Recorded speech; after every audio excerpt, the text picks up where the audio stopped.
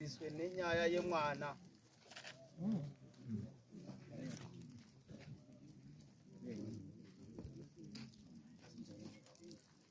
Ndamira pamberi pedera ramambo Mutasa.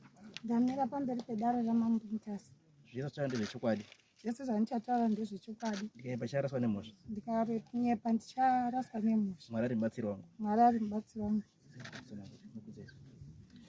Pamusoro ichangamiko. Inini ndinoitwa makandisekwa kwamahunga.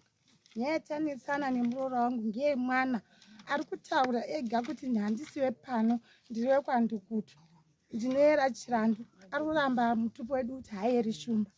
Kumutaurira muroora kuti ngatichifambe tione kuti mwana uyu zvaari kutaura izvi ndezvechokwadi here kana kuti imhepo yauya pamwana.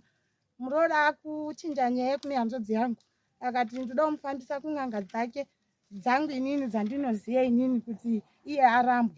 Inini handipo pakurambanisa muroora, ndiripo pekuti mwana uyu kana ari kutaura chokwadi aende kumba kwake, uye zvaari kutaura kuti akambobudirwa mwana uyu achinditaurira iye direct.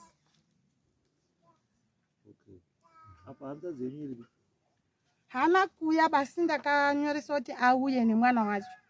Mwana wacho uripo? Hana kuuya baba uya mukadzi wacho. Ko mwana wacho uri kwese nuri? Mubvunzei. Mwana wangu inini wasara kuno. Uye Niko.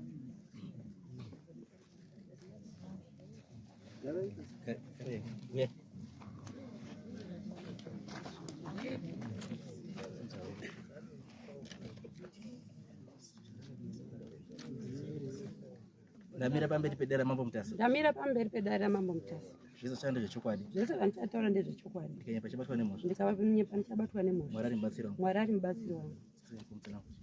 Inini pamusoro inini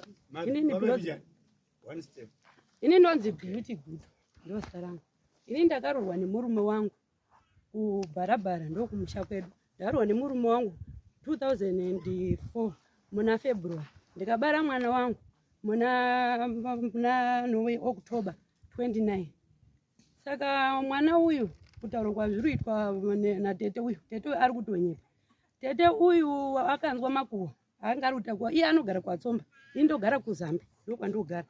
Tete uyu aita zvemainformation zvemakuhwa zvokuti zvoti akatombondisonyopodza achitaura kuna mbuya kuti mbuya imimi endemo taurire mangarire muroora uyu kuna mambo. Akanokora dota mumba mambuya akarapisa mwana. Saka inini mwana wangu wandakazvara inini mwana hanombobudirwa. Iye hamene kuti wakazvinzwa. Iye pamwe ndiwo chatonitaura kuti wakabudirwa kupi kwacho. Ini handizvizivi. Musadare. Mwakwende. Ndiye ere mwana uyu? Ai, mwana wangu inini zvinezvi une 22 years. Ndiwa 2004. So makazwa kuti mukuya kudare sei musina kuya naye? Inini handinombosuwa tsamba yakauya yakasunga Beauty Good. Haina kusunga mwana, haina kusunga baba. Asi nyaya yacho yakasunga Beauty Good yaiti chii? Yanzi muenzanise natete nenyaya yemwana. Nyaya yemwana. Saka imi muruziva nyaya yemwana. Saka nyaya yenyu haina zvakambowanda zvirudiwa. Nyaya iyi zvairingoda chete iringoda DNA test. To prove kuti mwana Kuti tete uyu wakanga iringoda DNA test yekuprova kuti mwana ndiwe kupi? Ndiwe kumusha kwavo. Because we cannot deny the fact kuti pamwe tete pane zvakazwawo kana pane zvaanoziva. Kana kuti mutauro kuti zvitaura tete kuti mwana akabudiwa makamutaurira mukadidini kuti tizvirambe hatikwanisi kuzviramba sedare because ndiye ari kutaura imimi ndii muri kuramba isusu hatikwanisi kuramba futi zvamurutaura asi at the end of the day toda chokwadi because inini handinkareje vakadzi vanochengetesa varume wachiziva kuti varume vari kuchengetesa vanawo haasiye because zvine matambudziko azvo musha. Munokwanisa kuona mwana anokwanisa kuitira zvimwe zvisinganzwisisiki.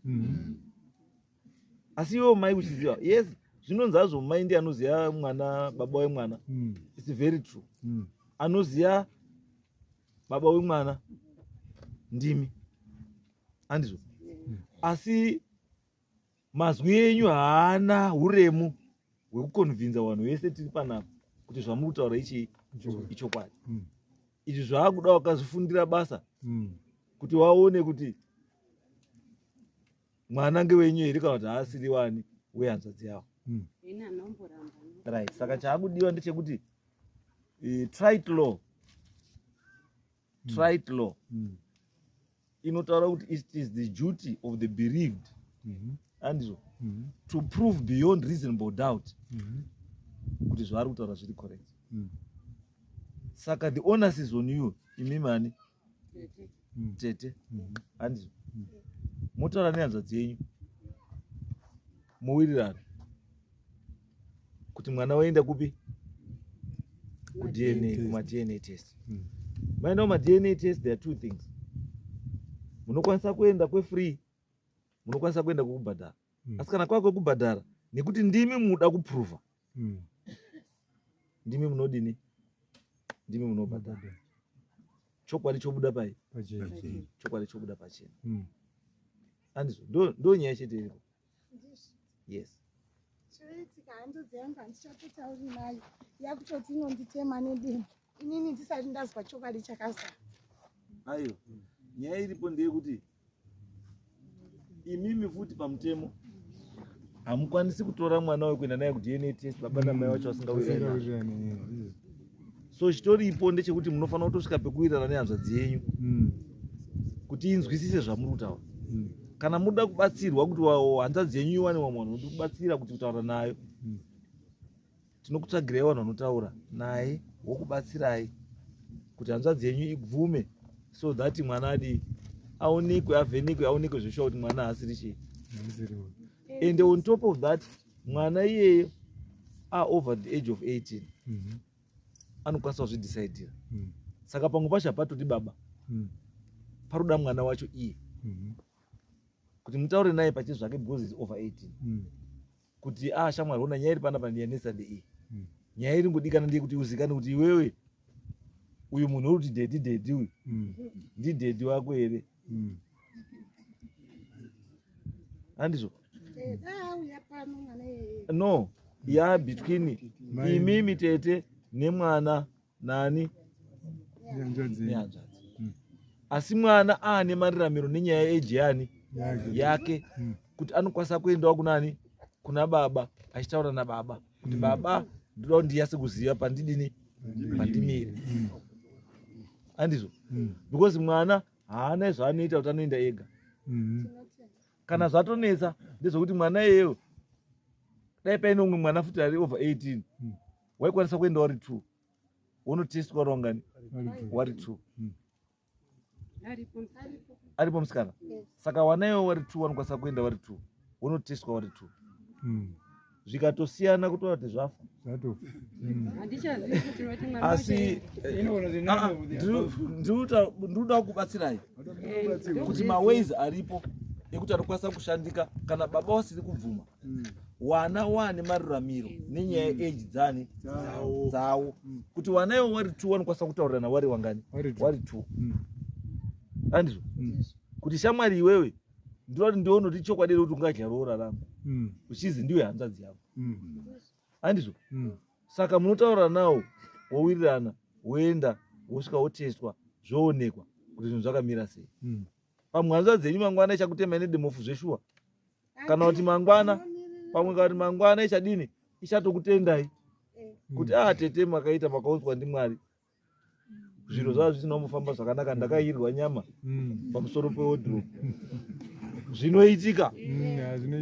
Mukawana varume wese vari panapa mukatarisa kudai kubva apa kusvika kutendera kudai kobuda kuseri kwemutu kundogarawo mudzimba umu wane chokwadi handisuba vanhu vari uku avo ndo vane chokwadi. Zvinoitika muupenyu hatiri kumbozviramba ba asi hatisi kuti zvakadini zvakanaka ba.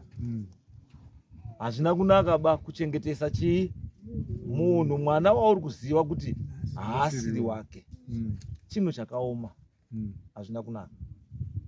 Pamwe pacho kuvhura ndobvuma kuti achamwari sori pawakamboenda Joburg paya wakazondouya wabva wandosvika kudhibha wamudhibhi ranga raiswa masvosve kare. Zvinoitika ende zvinodii zvinotambirika kana zvakadaro panoti munhu amirire kuti azokwanisa kuchitsvaga chokwadi chii ega zvakaoma. Kana kuzozwa chokwadi chakutaurwa nevamwe. Munozwa? Zviri nane inini kuya mukadzi kuya kunditaura kuti bambo sorika pane zvendaita kuseri kundabva ndazooneka ndibambo Jona. Saka ndavhura kuti ndimire kuti bambo Jona wazoiwa wataura kuti wandiona zvinozokurwadza. Ndango ndigare ndamhanya kuti vatataura tiwirirane. Inini ndingati kurwadziwa ndinorwadziwa. Asi zvinoti chii? Dzikirei. Panoti bambo Jona wandidaidza bambo muri mwere umbamu. Ndoti chimomira budai 2 minutes. Ndokusiya wakarara pamubhedha. Bambo Jona wasikuti here bambo kurara ine munhu wakaneta kare wapera. Zveshuwa ndinodzoka ndikakutema nei. Saka dzimwe nguva ngatite sei? Ngatitaure chokwadi. Mvura yembambara ichiri kure. Zvinobatsira. Asi chokwadi nyaya dzakadari mudare handimbodzidiba. Faka kwamutasa hatimbodzidiba. Vanhu vanouya kudare nenyaya yekubuda mumba wakadzi. Mukadzi gutsikana nemurume wako. Anga wakanyangara ine mhino hombe akadini akasina chiro kadini. Ndiye wakada, ndiye wako. Wakambomudirei. Aiwa, hatimbozvifaririba. Ngatigadzirise nyaya idzodzo. Mazuva ano kune zvinhu zvakawanda mai. Kune zvirwere. Unotora nemunhu afara kuuya nechirwere chake. Chirwere chapinda mauri. Chapinda muna babao. Babao kana waino musikazwa chaenda futi kune musikana arapo. Musikana wayo anomwe John wainaye futi chapinda muna John. John waenda newe nacho kumukadzi wake futi. Mukadzi wake dai nyika yapera. Hatizoda zvakadaro. Wazvizirepa kuti varume vasatiziwo futi. Warume wacho kana manakirwa ngezviri kunze. Musakanganwe kuti kumba kune chii? Kune munhu. Iite zvonoita murume uri kunze asi dzoka ipi? Kumba. Dzoka kumba. Ende wakadzi musaitoka polisi kekuti aziwo ukahura neni ndinohurawo. Hakuna zvakadaro marriage. Marriage there's nothing like revenge. Yekuzwa wakambohura ndosaka ndahura. Hakuna zvakadaro. Dzora nayo kana kuti mwako wada kuhura mudzore. Pamwe pacho ukatoona kuti murume wangu haasi kufamba zvakanaka. Ita wanga usiuziya yako. Kubuda mujaketi rake reanodastere. Kuwana musiyano anopfeka jaketi rozoziva kuti nhasi munhu uyu haadzoki kana kuti kohura. Isa makondomu home pocket. Muisire makondomu pocket. Iwo anonyara plus uchatanga kufunga kuti but sei mukadzi wangu aisa makondomu pocket. Asi by so doing waita sei? Wazvisevha nani? Newe wamutaurira indirectly kuti nyange kana uine zvori kuti akugunze asi seenzesa chii? Chiro ichi kuti isusu iwe neni tiite sei? Tirarame. Mukaita kupopota chete mazwi without action hazvidini futi pamwe pacho. Hazvibatsiri. Asi kana madaro futi wakadzi kana waziya kuti girlfriend yemunhu ndinhingi usaende kopisa munhu nemafuta. Inoita futi nyaya yani? Yako. Saka chawagona apadini? Hapana. Pedzerana nebenzi rako uri pai? Pedzerana nebenzi rako uri mubedroom. Munosvika kuti zvinhu zvinonaka zvakanaka. Mai ndinongotaura hangu. Kana mazwawo mazwa. Kana musina zvomakaita ndizvo. Kana mune zvomakaita kubva mazwa. Asi chokwadi chiripo ndechekuti please ndapota. Izvi zvinhu zvatizvidiba. Ndapro panzo wangu asini ndine chichemo chokuti handichazivi manje number 2 yacho. Tete mwana waifona kuna tete wake. Nerudo nekuti na tete waiwirirana ende tete wanongwa iwada. Saka mwana ndobva fona nerudo tete akati chimbomira wandifonera nekuti handizivi baba wako. Saka zvangu ndinesa manje kuti anoenda neuyu here kana nekuti imimi kana muri muchokwadi taurei wana wenyu kuti wana itei zvekuti wana tete kuti tigarisire ndiko tiwane rugare. Munozwa? Ndozvinoita mai akangwara. Mwana wangu pane dambudziko rakati iri. Saka iwewe newe chiendai natete zvipuruvike kuti zvinhu zvakamira sei ndikuti pamusha mutite rugare. Zvatopera. Musabva maisa verses futi mufamily because mukaisa verses haina kupedza dambudziko. Unaona? Verses haiwaki chii? Ngati wake musha tizive chokwadi kuti chokwadi chakambomira sei. Ano right nasatete. Kuti adifendo hanzvadzi yake. Kana paine zvakazwawo. Kana zvakaonawo. Zvinounyarara. Tinoti anyarare baba ti. Aiwa, ndosanuti mimi chiendai moita zvamuda kudini? Moita zvamuri kuita imimi. Asi nyaya iripo ndekuti nyaya yenyu kuti igadzikane ipere iri kuda DNA chii. Hakuna chimwe. Haisi kuda ng'anga bai. haisi kuda chiremba bai iri kuda chii DNA. DNA test. Saka chienda henyu moronge nyaya nekuti po vanhu vanotaura nevanhu ava nekuti vanoita zveviolent. don't worry imimi mabva chinyoresai mafoni number yenyu nechiyapo nyoresai then isu tozokubatsirai from there was next time zvataa kutoita ndikuona dzakuwanda kwamutasa kubvira kutoti unoziva nemugabe tinashe wakuti rada kuti tomudaidza mbuya andogare apa tovhura ndoti kana vananyamupembe avo ibva wapota apa next case